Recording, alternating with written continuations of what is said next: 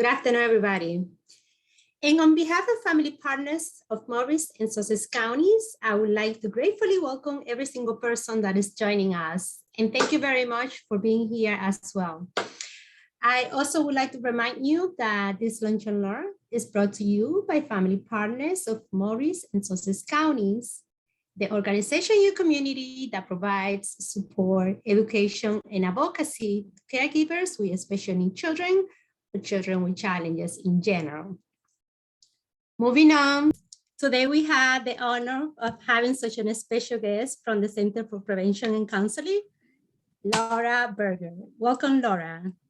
Thank you. We are very happy to have you. And lastly but not least, this is your host, Patricia Houston. So welcome, everybody. Laura, we had different presenters from your organization in the past discussing different services and resources that you guys utilize. Today, would you please go over in relation to how this topic differ from different topics that we have in the past? Absolutely. Well, one, thank you for having me, Patricia, and family partners. And thank you everyone who's on for joining us today. My name, like it says on the screen, and Patricia said, is Laura Berger. I'm a youth prevention specialist and also the coalition coordinator for the Coalition for Healthy and Safe Communities, which is a program of the Center for Prevention and Counseling in Sussex County. So we're a nonprofit 501(c)(3), we're grant funded, and we focus specifically on substance use and misuse through 3 departments. So the first 2 departments made it into our name, the Center for Prevention and Counseling. And our third pillar or department is our Recovery Support Services, which is who I think you heard from Anne Marie during another Lunch and Learn. But really our mission is to promote health, hope, and recovery among all people by fostering a community that individuals and families can thrive. So I'm part of our prevention team, and I'm really glad to be here. We also have Kaitlin here, Kaitlin Decker, who is a newer part of our coalition. So Kaitlin, do you want to just say hi? Sure. Hi, everyone. So my name is Kaitlin Decker, and I work with Laura on the prevention team at the Center for Prevention and Counseling. I'm a health promotion specialist, and I help oversee one of the grants, which focuses on bringing awareness to the community on the impact of COVID-19 on substance use and mental health, along with implementing a prevention hub, which will kind of be like a one-stop shop for the community, have access to evidence-based prevention resources, which will be on our website and hopefully at one point within our building as well. Yes. Welcome. And just to add, we do have a partner coalition. So there's a coalition in every county, a coalition for healthy and safe communities. So prevention is key. Runs the coalition that's in Morris County. And we're glad that we have you guys here because we know this is a very important topic and a lot of families are going to benefit from the information that you guys are going to share today. So Laura, why do you think it's important to continue having discussion about marijuana and substance use? Absolutely. So maybe by raise of hands, does anybody know what age the brain is developing until? Or does anybody want to unmute? Madeline? 25, but it could be like 26, 25, 26. Yeah, so around 25. So we know that the adolescent or a young person's brain is in this amazing phase of rapid development, learning and growing and making all the connections. So because of this phase of development, it's why it's easier for a young person to learn an instrument or learn to speak a new language than it is for adults. But it also makes the adolescent brain more vulnerable to injury, including the harmful effects of alcohol and other drugs, which is what we're here talking about today. So like we said, our brain continues to develop into our mid-20s. The regions of the brain that control our emotions and our impulses and help us make decisions are really among the last to develop.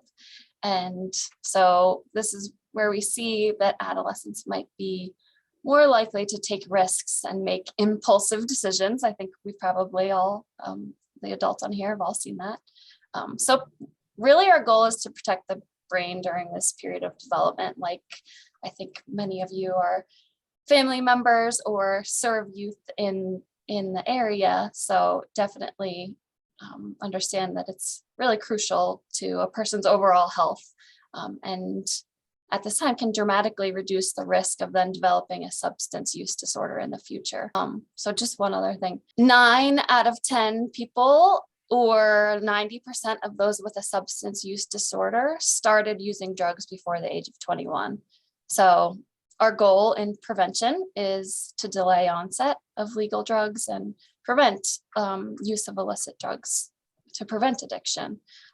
So I just want to be clear that really today we're talking about youth and drug use and youth and marijuana. It's okay because I know that is a lot of information. So we're It's a lot. Yeah, so we're trying to cover everything right here. So go ahead, continue. So in terms of marijuana specifically, we've all been hearing so many different things at this point in where we're at in our country, really. So it's important to continue to share education and have the discussions on research and how marijuana can affect a young person's brain now, but also later in life. So, with legalization comes a lowered perception of harm. And really, marijuana is the second most reported drug used by youth after alcohol. So just continuing to have the discussion is something that we really talk about a lot in our prevention work, to empower youth to make healthier choices. So we share messaging like conversations is something that we have on our social media now.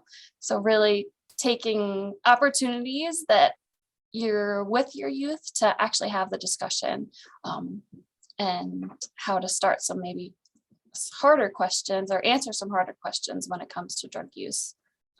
So we'll share out some resources, but Talk They Hear You is one that we use pretty often.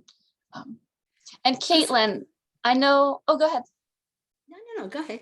I was just gonna say, Kaitlin, you do a great presentation on the impact of COVID, specifically in substance use.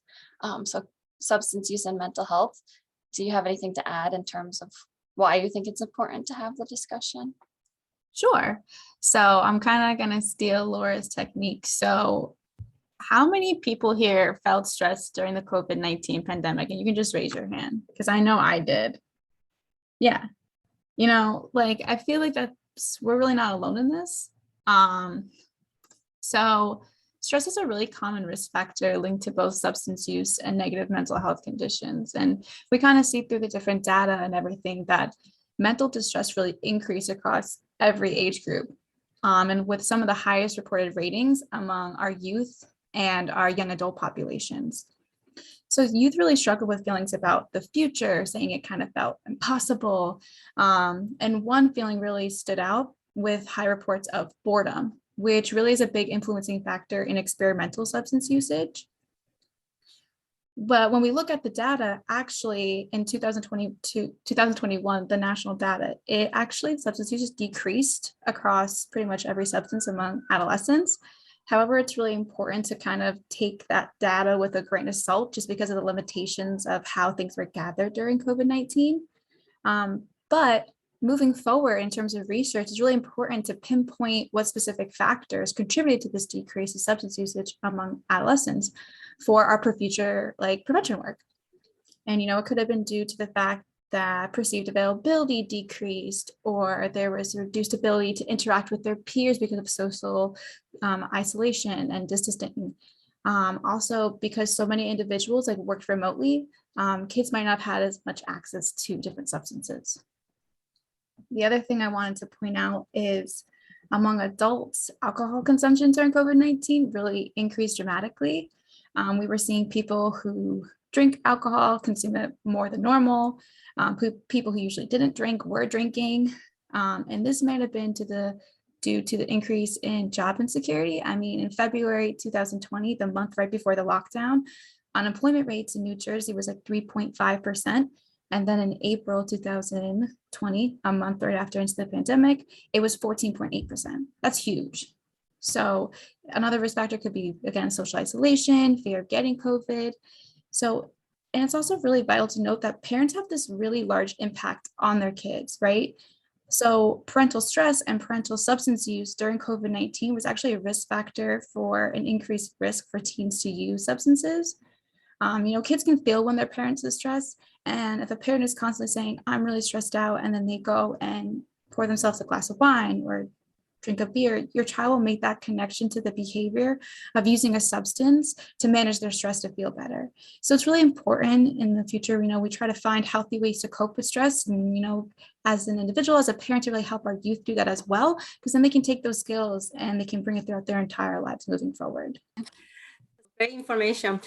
Laura, I know that we discussed in relation to the term of what is your marijuana IQ. What exactly is that term referring to? So I'm gonna let you take over that. Yes. So what is your marijuana IQ is the name of this presentation. So IQ, we know, is our intelligence quotient. So basically asking how much do you know about marijuana? And so this week, March 23rd, 21st to the 26th is, thank you, is National Drug and Alcohol Fact Week. So I think it's very fitting. I thought that I would test some of your knowledge on marijuana specifically. So I have 3 questions for you. And for those that are on, if you want to type in the chat or just unmute and the first person to answer, if you have an answer. So I'll share, let's see. Okay, so the first question is, true or false? Marijuana or cannabis, also known as cannabis, is stronger than ever before. Oh, I see some quick chats. True. Yes, you guys are good. This is true. So right now we're seeing the youngest ages using the most potent marijuana that's ever been available. And this is, I know it says on here, horror culture, like genetically modified ways that it's making the leaf more concentrated, and also the fact that they can make it into other forms and press it to get oils that can then be 10 to 20 times more powerful than what we saw in the 70s, 80s, and even 90s. So one of my coworkers, she refers to a billboard that she used to see in upstate New York that said, "Not your grandma's pot." And I think pointing this out and making sure that people understand this is really key in our education, because with higher rates of THC, which is the psychoactive component of marijuana, we see more side effects.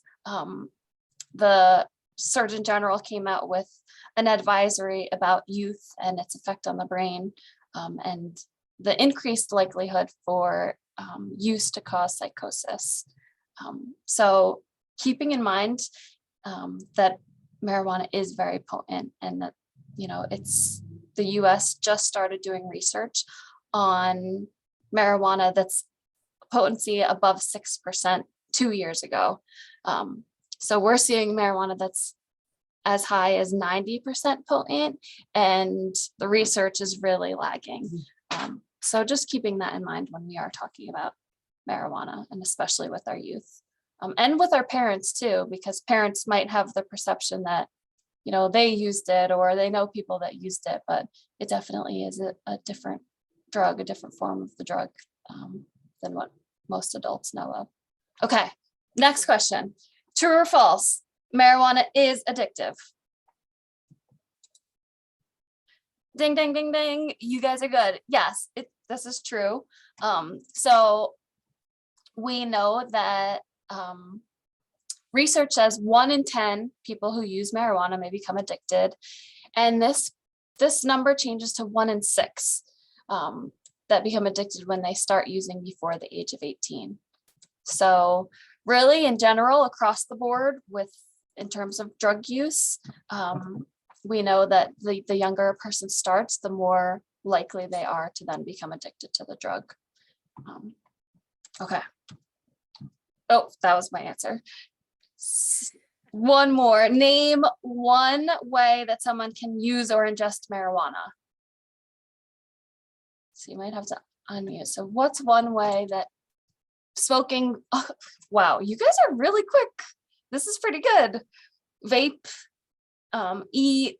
I see smoking. Yes. So there are many different forms of marijuana, from the leaf, or like what most younger people call flower, to then concentrates, which include oils, where that's significantly more potent and can be vaped. We see it with gummies or edibles. And with edibles, it's especially dangerous. One, for if adults have them in the house, just making sure to lock them up so that their young kids don't get them. There's been an increased report of calls to poison control and emergency department visits for young kids who get into edibles. So things like gummies that look like candy that then have THC in them. And in New Jersey right now, things like gummies aren't allowed, but they do allow like mints. So there are forms that are ingestible that will be legal in New Jersey for adults over 21.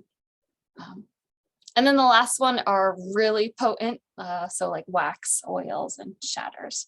And I do have one more question. So I was jumping the gun. The last one is, what is a common reason a young person may use marijuana, even if they know it can be unhealthy for them? Yes, so I think this one was pretty simple. It's all of these.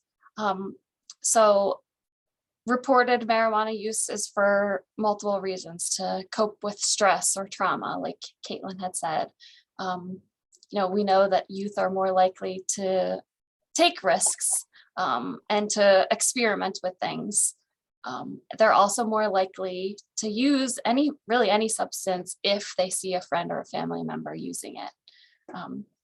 So going back to Caitlin's point earlier, just even for adults being aware and cognizant of how they're talking about drugs and drug use, or if they're using it themselves, how they're saying that they're using it, like not, I'm so stressed, I'm gonna have a glass of wine.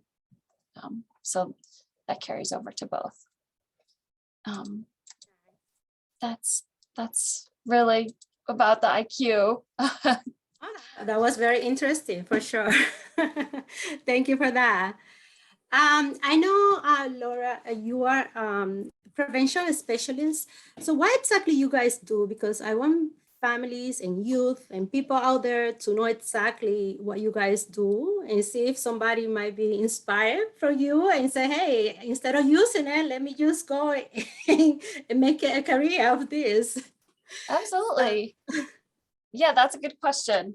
And Yeah. I know I'm giving a mouthful of everything, so I really appreciate you guys following along.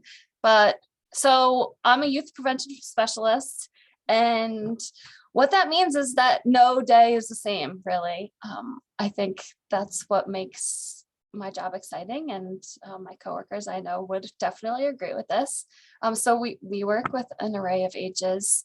One day we can be in school doing a program with second graders where we're talking with puppets and reading a story. We could then the same day go to the middle school and talk about media and how that can influence people's decisions. We do programs with high schoolers, community education programs like this, or we really work with our schools a lot. They're a great partner for us.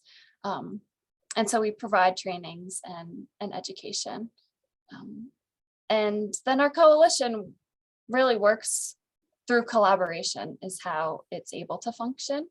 So working across different sectors of the community to address substance use among our youth. And we even have programs for our older adult population. So yeah, definitely the prevention specialist job definitely keeps us on our toes, and I think is really exciting. So And I think we do have an opening too, and you'll probably see them pretty readily available across the state just because of funding that's coming out. Good to know. You see? That's why we need all this information. So if you know a youth or somebody that they don't know what to do, so at least you guys can share, what you mentioned in here. So I know, Laura, you provide like a direct services as well. How do you do that in the process in getting that type of services? Can you go over on that? Oh yeah, definitely. Thank you. So when we say direct service, really we mean like with the individual or providing it directly to someone else. So I mentioned that we work with our schools. Our prevention team here at the Center for Prevention and Counseling is in most of our school districts in Sussex County, providing youth programs. And this year we expanded our direct services, or the programs given directly to groups or individuals, to include more social emotional learning programs. So this is where we talk with kids about things like coping methods, decision making, goal setting, really giving them tools to help them make healthy decisions and deter them from substance use. And we also do family programs. So we're in the middle of a military families program. We do strengthening families, which is really awesome. I really enjoy doing the program because I'm learning things also that then I can take home and use with my family. So yes, those are some of our direct services. I know we are actually really excited. We're starting a new program. Kaitlin, did you want to quickly describe our new program, Prevention? Yeah. So Preventure is our newest addition into all the programs we offer here at CFPC. So it's a 4-week evidence-based prevention program that targets at-risk youth between the grades 7 to 12 by using 4 different personality interventions. And really the program's goals are to promote mental health, increase skill development, delay substance use among youth. And at its core, this school-based program aims to provide youth with the skills to help them cope with multiple challenges many teens face, such as like academic stress, peer pressure, interpersonal conflict. And something that I find really cool about the program is the way that they identify the youth that are eligible for the program is through a universal screening tool, which is really cool. So I think it's our first program that actually does that. So we're really excited to start implementing that. And I think we're going to be doing our first pilot of the program this coming summer around like May. So we're really excited. Awesome. Great. Thank you. Thank you for that information. Anything else on that? Well, I did see somebody asked about our Hidden in Plain Sight program. And this is a program we actually just did a training last night. It's a program for parents and community members that walks you through really a child's bedroom and hiding places. But then it goes through a whole drug trend update and things that might be important for somebody to know when it comes to their youth and trends that are happening and that we're seeing here in Sussex County and across the nation. So thank you for that question. And we do programs both in person and virtual. So we're still doing programs that are virtual, even with some schools. I think our team's gotten, like all of us here have gotten very good at that. But we're really excited to also be back in person with our programming. Awesome. Yeah. Thank you. And I know like we have a conversation in relation to this topic because we know there is a lot of information, to cover. But can you please give us an overview on how to prevent youth and adults from getting involved with substance use? I know that in relation to this question, like I mentioned, there is a lot of factors to take into consideration. So just do what you can. So at least we have an idea. Thank you. Yes. And before I do, I saw Dover High School is doing a Hidden in Plain Sight this spring for parents, that's great. It's a great learning— in terms of prevention, really we're always doing some sort of programming.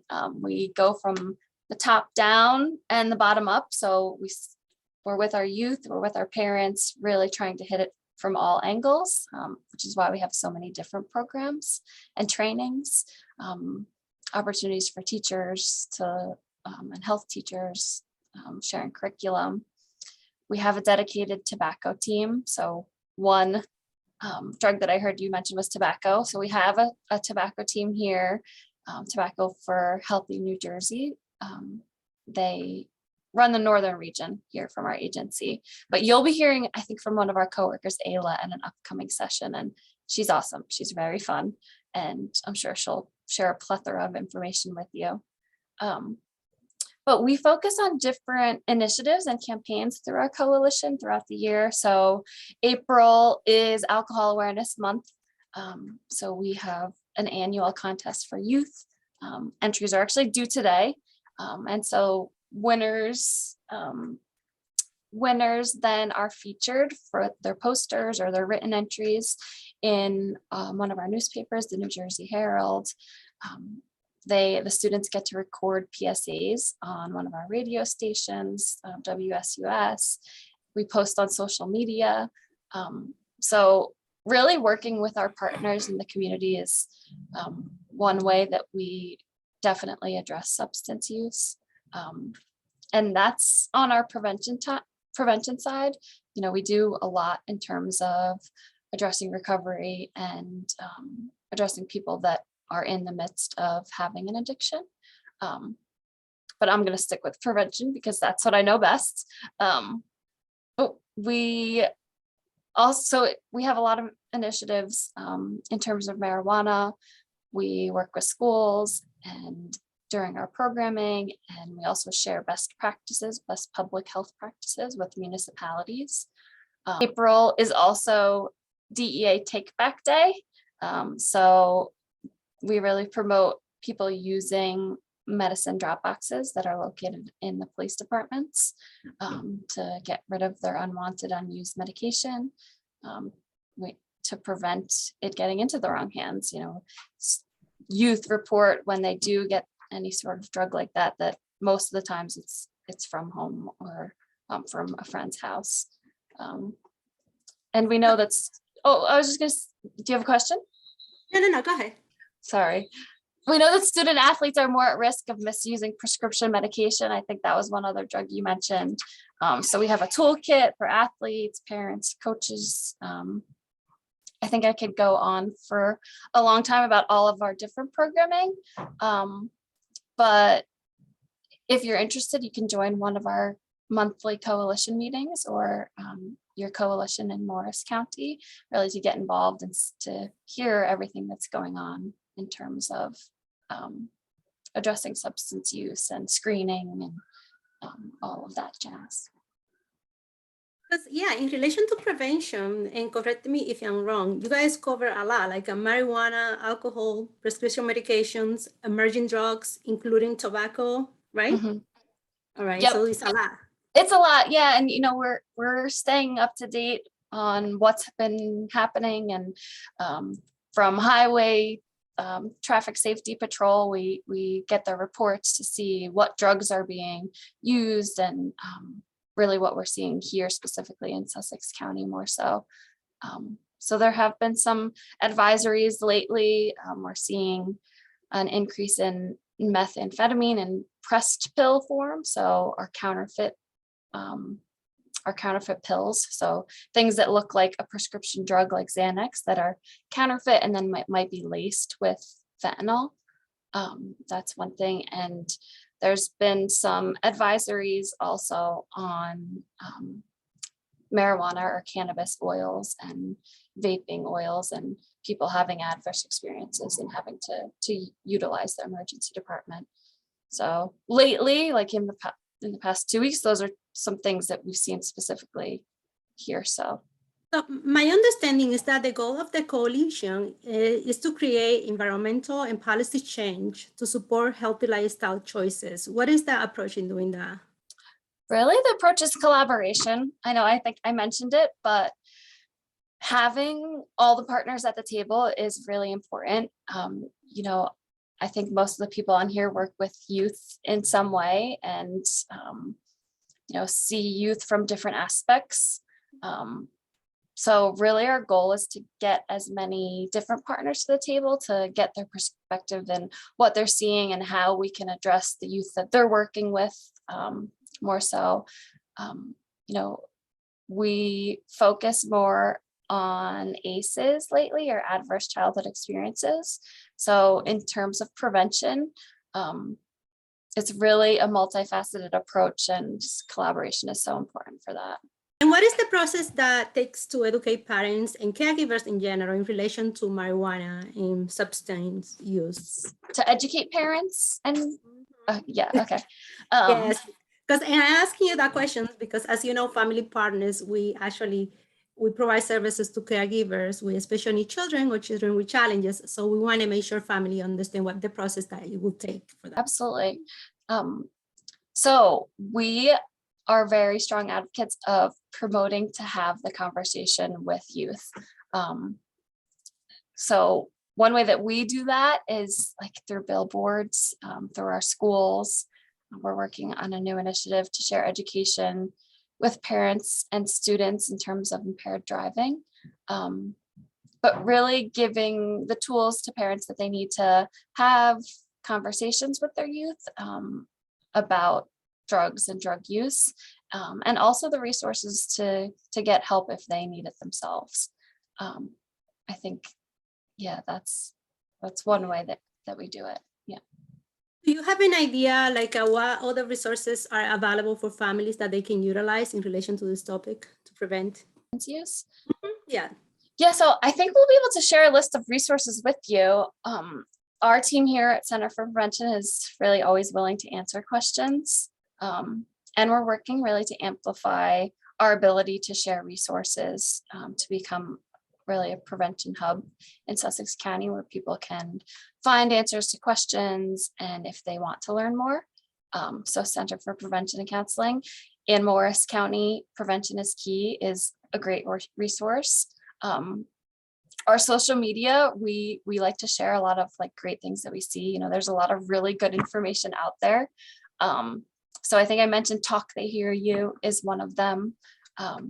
We share, and actually we have a whole list on our website of other sites. So SAMHSA is one of them. So the Division of Mental Health and Substance Abuse here in New Jersey. We like to share toolkits. So there's from the CDC. So if you go to our website, you can see a whole listing if you're looking for specifically marijuana information, a whole list of resources. I was just going to say our school counselors, you know, really our other youth serving agencies are really good at helping to navigate also. So if you are looking for help or looking for any sort of answer, I think that being able to go to any of your youth serving organizations, they'll be able to help you find an answer too. And we're going to put information, you know, for resources and contact information. So you guys going to have that information right there. Awesome. Yeah, no, thank you. I have another question, Laura, for you. Okay.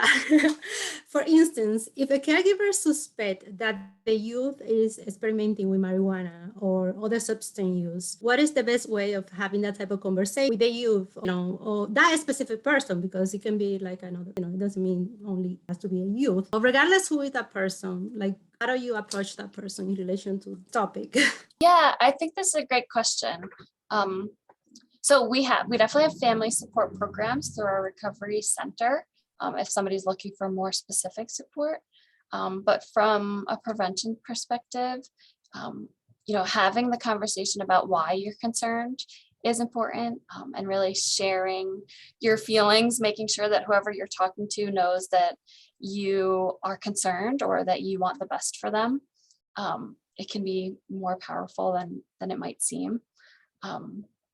In terms of parents and caregivers with their youth, having clear expectations and clear rules is really important for our youth, really across the board, but specifically with substance use, knowing what you expect.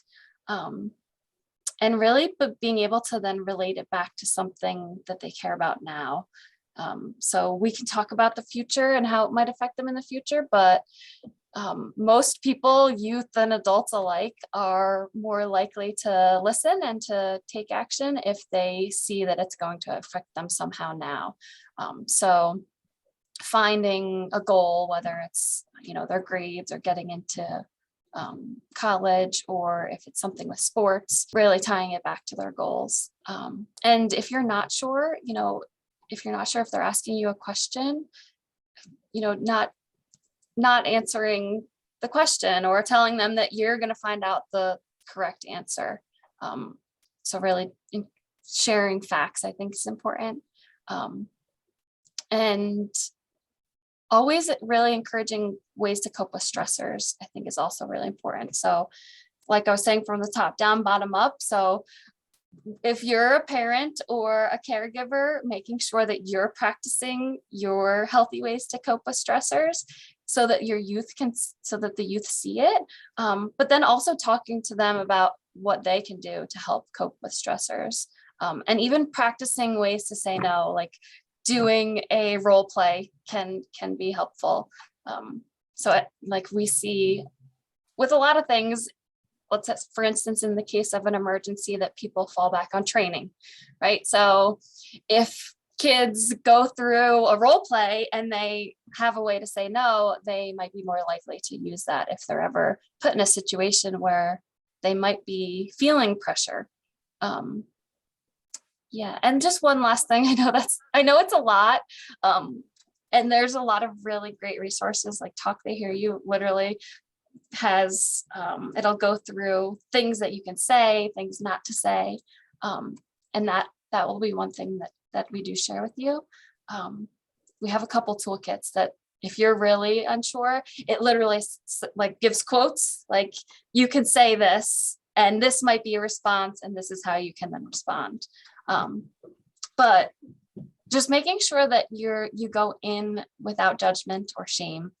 So making sure that the way that you're saying things is really important. And if kids feel like they're being shamed, they're less likely to open up. So creating a trustful environment is always important. Thank you. That was a lot. I know, it's so much information. It's okay. And I know that we want to leave the time for Q&A. However, would you please go over in relation to contact information and hours of operations? Yes, and that I can share on the screen too. Just my contact information. We also have a hotline. It's our clear number that can be called really anytime. It's our recovery team right now, but we're looking to expand that. So people even have questions about prevention. So I also going to ask. Oh yeah, go ahead. No, go ahead. Oh, this is my contact information, Laura Berger, Laura at centerforprevention.org. And this is my direct line. I just want to remind everybody, I'm going to put that information right below the video in case if you guys need that information will be there. Mm-hmm. Okay. And so basically, Laura, when they call you, what to expect from that phone call? Is that phone call confidentially? Would you please talk about that? Definitely. Yeah. Yeah. So everything is confidential here at the agency. Hopefully that wasn't too quick for you, taking that down. But everything's confidential. So, we have counseling that occurs here. So we follow really the same things that our counselors have to follow by law. So when somebody's calling,